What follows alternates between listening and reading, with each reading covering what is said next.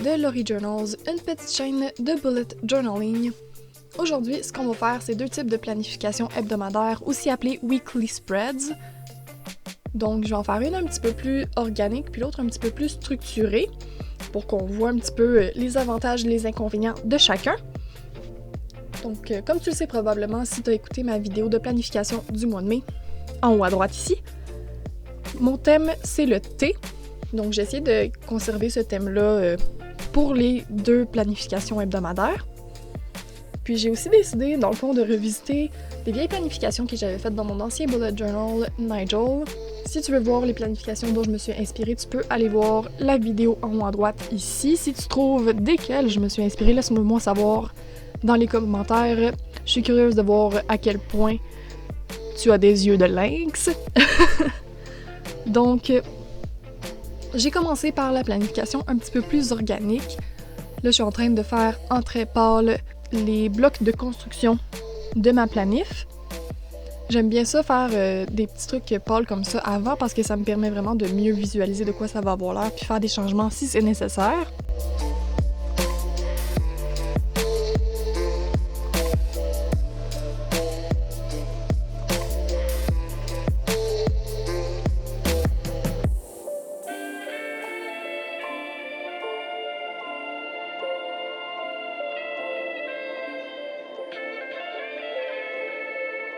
Ce que j'aime avec l'utilisation d'une planification plus organique, c'est que ça te laisse vraiment beaucoup de liberté, tant au niveau espace, parce que tu peux écrire partout, mais aussi au niveau créatif, parce que tu peux vraiment y aller all-in, puis faire des beaux dessins, puis vraiment laisser sortir ta créativité.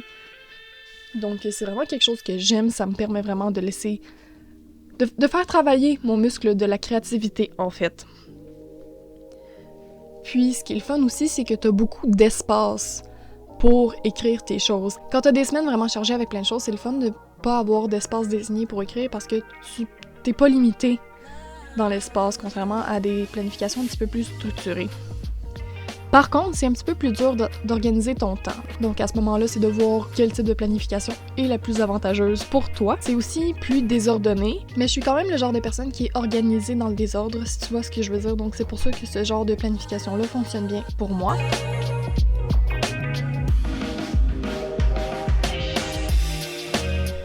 J'y suis allée avec des poches de thé un petit peu différentes les unes des autres parce que sinon, ça aurait été un petit peu trop plate ou semblable.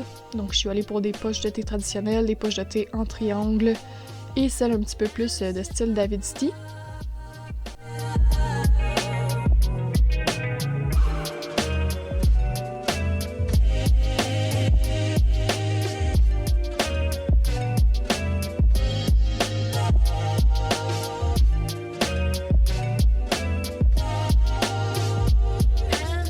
Puis comme le bas de la page était un petit peu tout nu, j'ai décidé de faire un espace pour les notes qui sont pas associées nécessairement à des journées, ou juste des petites lignes comme ça pour faire beau.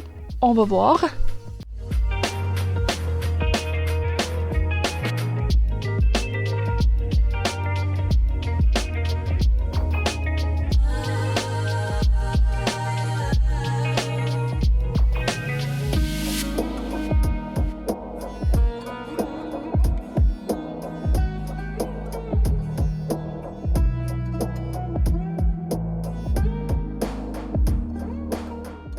Ensuite de ça, je me lance dans la création de ma planification un petit peu plus structurée. Comme tu peux le voir, je fais des blocs tout simplement, mais au lieu de les faire sur 2 pages, comme les gens vont faire en général pour des planifications comme ça, je le fais sur une seule page pour me laisser beaucoup d'espace pour prendre des notes parce que c'est un des désavantages, je trouve.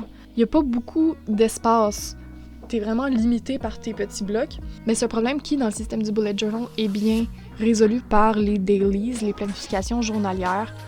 Dans le fond, tu écris au fur et à mesure de tes journées ce dont tu as besoin. J'ai exploré ça beaucoup dans les derniers mois, puis j'aime vraiment utiliser ça, surtout depuis que je fais des vidéos. Ça me permet vraiment d'écrire mes outlines et tout ça.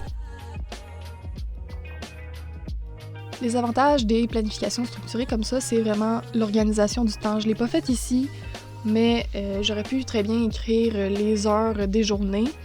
Comme tu peux le voir, mes journées sont pas toutes égales. Quand j'étais encore à l'université, j'avais des journées très très chargées avec beaucoup de cours, puis beaucoup de de trucs à faire. Donc, ce que je faisais, c'est que mes journées moins occupées, je les faisais plus petites et je maximisais comme ça l'espace de mes journées très occupées où j'avais vraiment plein de place pour écrire tout ce que j'avais besoin d'écrire.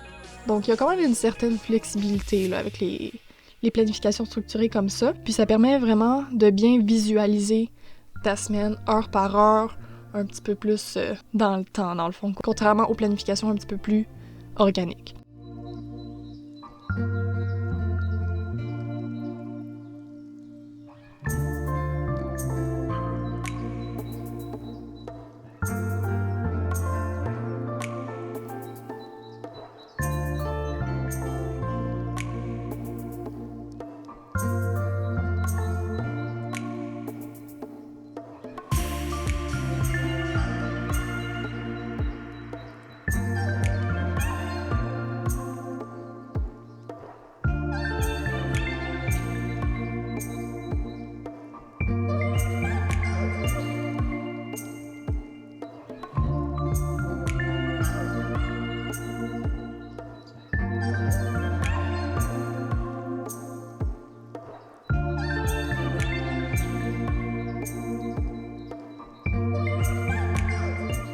C'est pas parce que c'est structuré que c'est nécessairement plate. On peut aussi être assez créatif, comme tu peux le voir.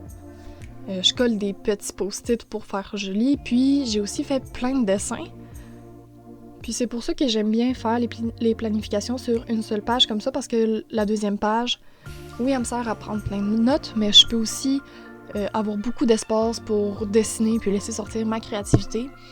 Les petits dessins que j'ai faits, c'est tout simplement des esquisses, des doodles, comme on dit en anglais, que j'ai trouvé sur Google Images. Puis j'ai vraiment aimé ça, jouer avec ça. La seule chose, c'est que quand tu fais des doodles comme ça a l'air un petit peu vide en arrière souvent, donc j'ai ajouté quelques touches de couleur. J'ai aussi écrit le mot « tea » en calligraphie. J'ai pas utilisé un crayon de calligraphie, j'ai utilisé un crayon ordinaire, puis j'ai fait ce qu'on appelle la fausse calligraphie. J'aurais bien aimé ça te montrer comment faire, mais malheureusement, l'appareil que j'utilise pour filmer a décidé de ne pas filmer cette partie, pour des raisons obscures, donc je vais seulement te l'expliquer. Dans le fond, pour faire de la fausse calligraphie, le truc, c'est quand tu donnes un coup de crayon vers le bas, ce coup de crayon-là, tu vas le faire plus épais. Dans le fond, tu vas faire le contour et tu vas colorier l'intérieur. Je vais faire une autre vidéo probablement où je vais expliquer ça plus en détail, mais rapidement, c'est comme ça que ça se fait. Donc pas besoin d'avoir de crayon de calligraphie fancy pour faire des trucs jolis comme ça.